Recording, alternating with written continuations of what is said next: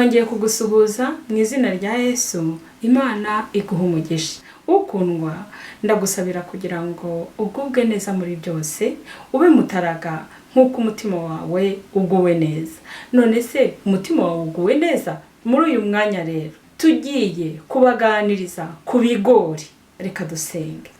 Nongeye kugushima nyiribihe, data wa twese utuyahera hawe ho mu ijuru hategerwa n'inkozi z'ibibi, izina ryawe rishimwe.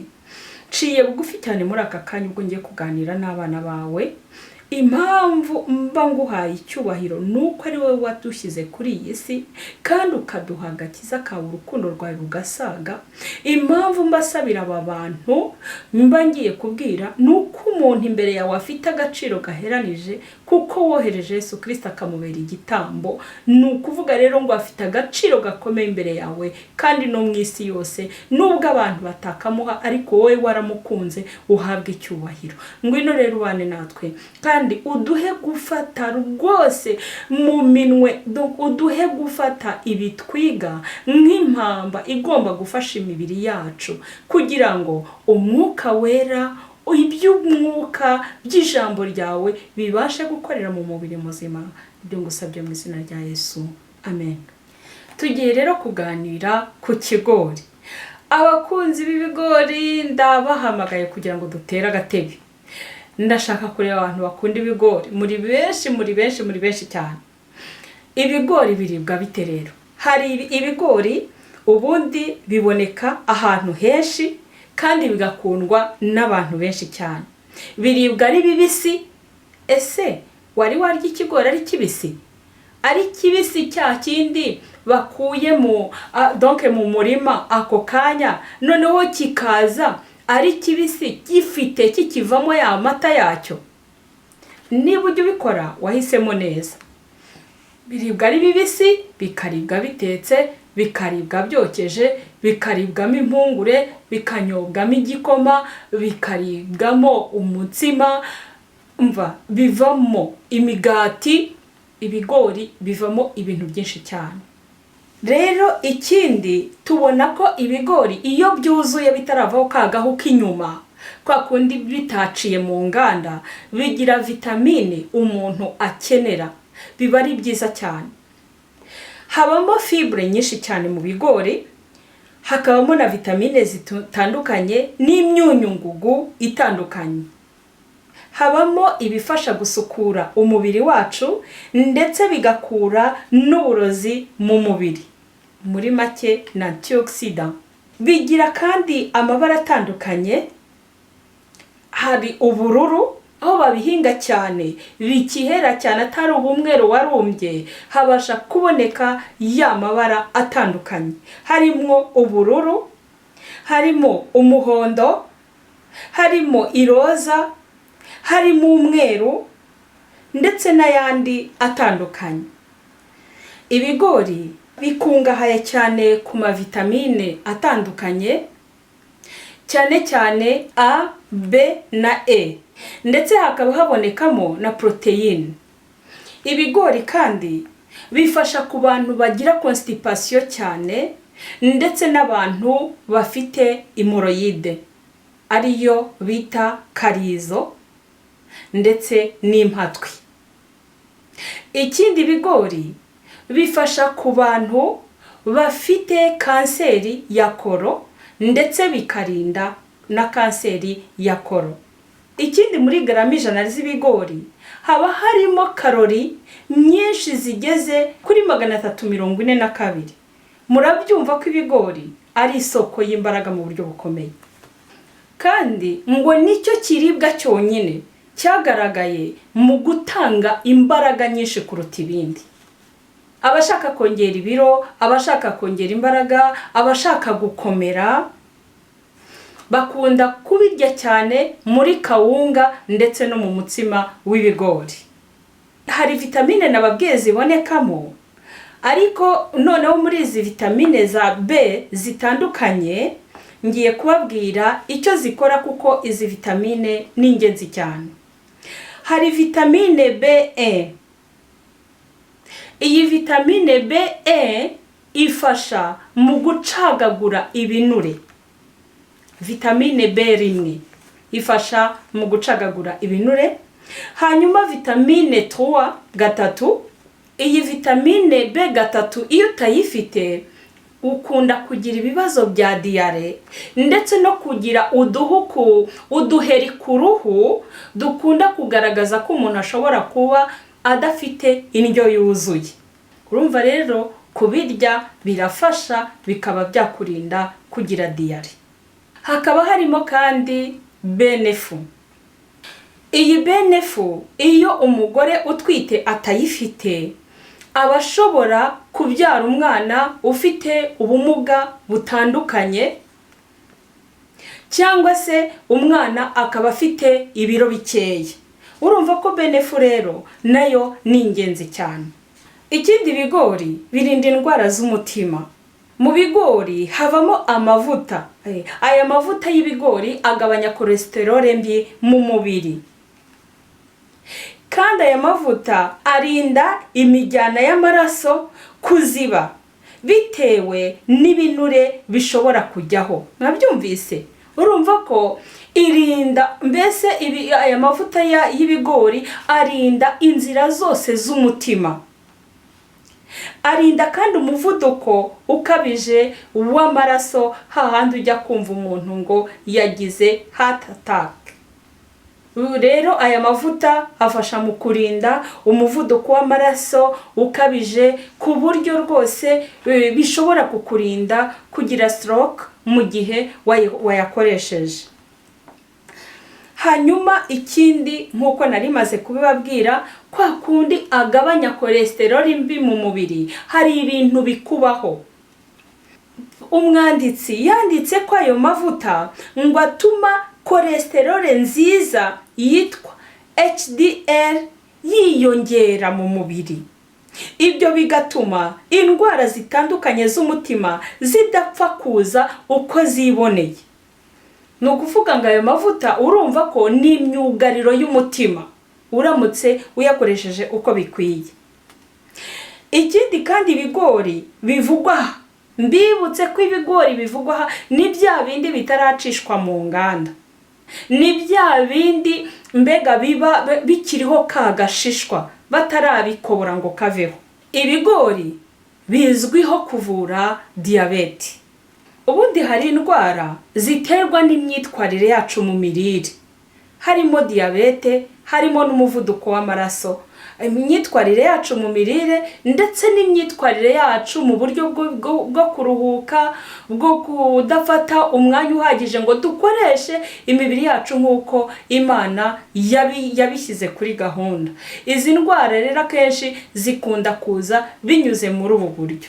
Cyane ko buryo ushobora no kwirinda ukaba wafungura neza, ariko ukaba warwara ukajya nko kwa muganga baguha n'imiti, ya miti nayo kubera ko igize ibyo yangiza nayo ikaba yagutera kugira umuvuduko w'amaraso cyangwa ukagira ikibazo cy'isukari ku rwego ruri hejuru cyangwa se ikaba nkeya. Byose birashoboka.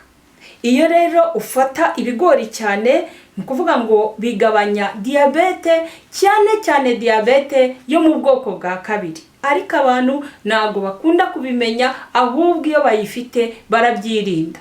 Impamvu bifasha kuri diabete batubwiye yuko ngo ahanini biterwa n'ikinyabutabire cyitwa phenolique bibonekamo. Ni ukuvuga ngo bifasha mu kwinjiza ndetse no gukoreshwa mu iyinjizwa ndetse no mu ikoreshwa ry'umusemburo wa insuline mu mubiri.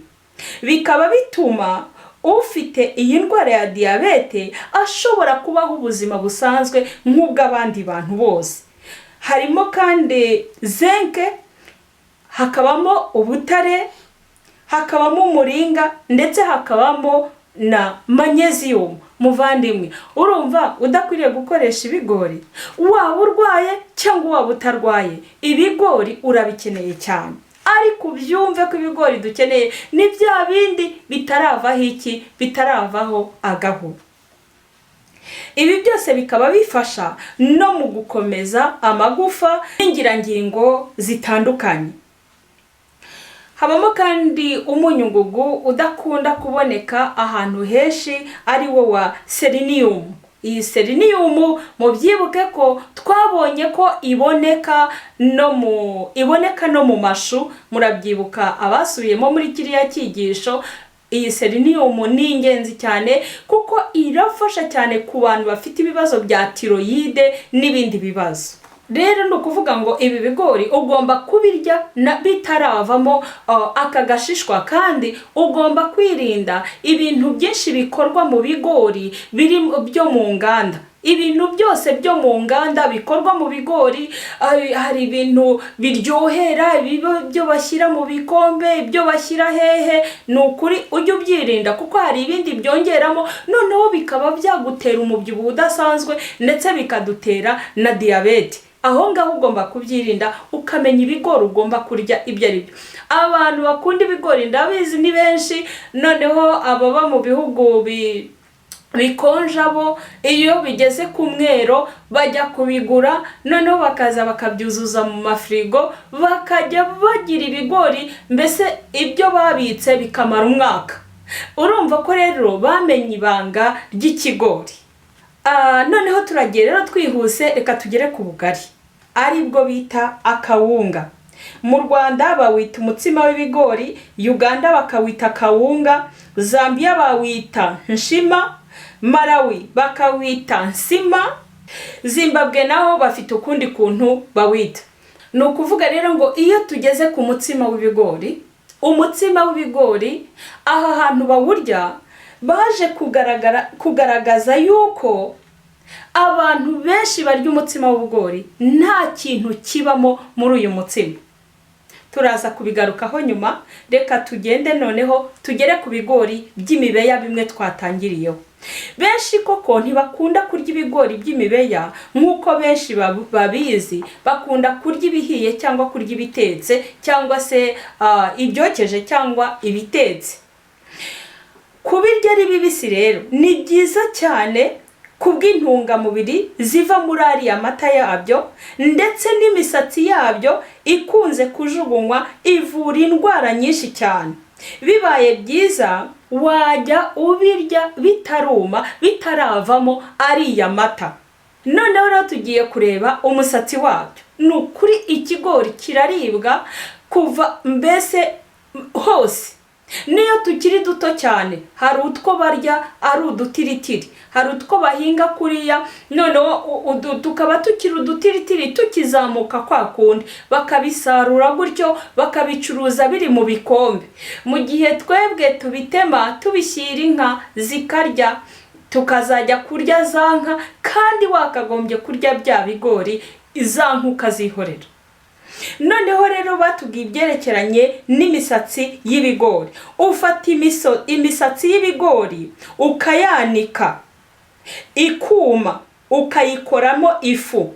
Iyi misatsi rero urayifata, ugafata litiro y'amazi ugashyira ku ziko, ugafata ibiyiko bibiri by'ifu y'imisatsi y'ibigori ukabishyiramo, bigaserura. Byamara guserura ukabikuraho ugashyira hasi, ugatangira kubikoresha bimaze guhora. Ukanywa akarahure mu gitondo, akandi saa sita, akandi nimugoroba, ukabikora mu minsi 5. Ibi bintu icyo bizagufasha rero, bifasha ku barwaye diyabete, bifasha ku bafite impyiko, ndetse binasukura amaraso. Najyaga mbona ahantu ino bacuruza ibigori, nkajya kubona nkabona abantu barahari kuko bo bagurisha ibigori, ibindi bakajugunya. Abafite inka bakazana amamodoka batwara ibyo bishishwa bajya kubiha inka, ariko noneho abandi bakaba barimo batoragura imisatsi. Nkibaza ikintu imisatsi y'ibigori bari buyikoresha. Ndangije sanga ifite umumaro ukomeye. Ibaze nawe mu gufasha ku barwaye diyabete, mu gusukura amaraso, no mu gufasha ku barwaye impyiko, ndetse bigafasha no mu igogora.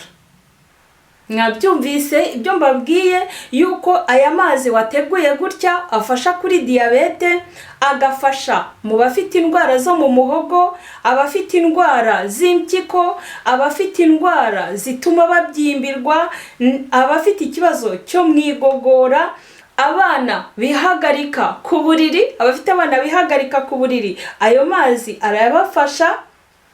Abasaza bananirwa kwihagarika, ayo mazi arabafasha. Abafite utubyimba two mu maraso, ayo mazi arabafasha rwose. Ayo mazi y'imisatsi y'ibigori.